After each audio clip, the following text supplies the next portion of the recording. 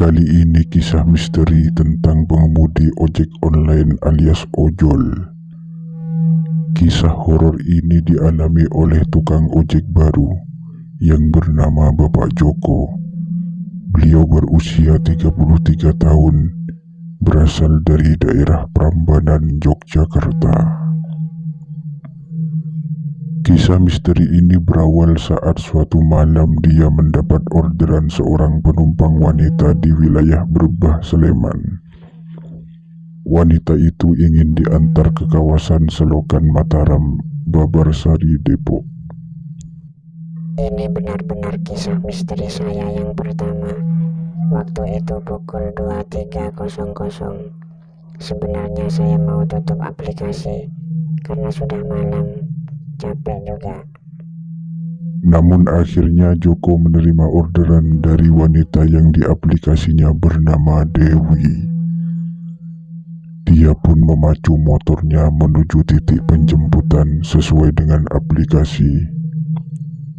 Sesampai di depan sekolah dasar Kalitirto, Brebah, Joko berhenti untuk menelpon pemesan untuk memastikan titik penjemputan, sebab beberapa pesan WhatsApp-nya tidak dibalas. Saya kirim chat nggak dibalas-balas. Akhirnya saya telepon, yang ngangkat seorang wanita. Si pemesan, Dewi, mengatakan lokasi Joko melenceng jauh dari titik penjemputan. Dewi kemudian mengarahkan lokasi yang benar melalui telepon. Pengemudi ojol itu pun mengikuti rute sesuai dengan arahan Dewi, sampai akhirnya Joko sampai di sebuah jalan kecil tidak beraspal. Jalan itu membentuk lorong panjang dan sangat sepi. Banyak pohon bambu dan kamboja di sisi kanan dan kirinya. Joko kemudian berhenti karena jalan yang dilewatinya ternyata buntu. Dia mulai merasa tidak enak karena suasana gelap dan hanya ada satu lampu teplok di ujung jalan. Saya tanya ke Mbak Dewi lokasi rumahnya karena hanya ada pohon, tidak ada rumah. Dia bilang sudah dekat dan sudah melihat saya dari jauh. Lalu melalui teleponnya Dewi meminta Joko menoleh ke arah kiri. Dengan perasaan setengah takut, tukang ojol menuruti perintah Dewi. Saat dia menoleh, Joko tidak melihat siapapun, namun setelah dia perhatikan ternyata ada sebuah makam yang masih baru, lengkap dengan payungnya.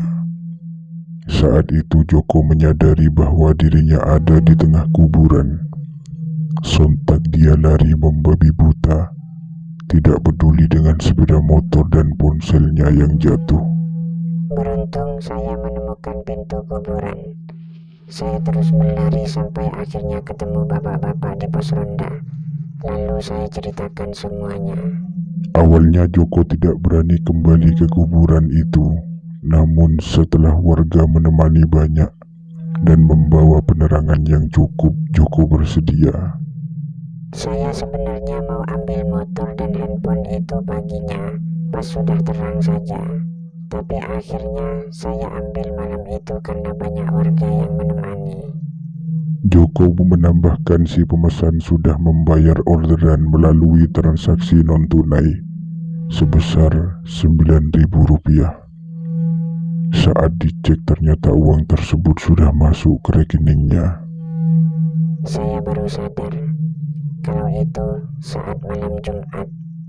Yang ngasih tahu ya bapak-bapak di pos ronda itu. Mereka juga bilang kuburan itu memang angker. Banyak yang mengalami kisah misteri serupa. Setelah peristiwa horor itu, Joko tetap melanjutkan pekerjaannya sebagai pengemudi ojol.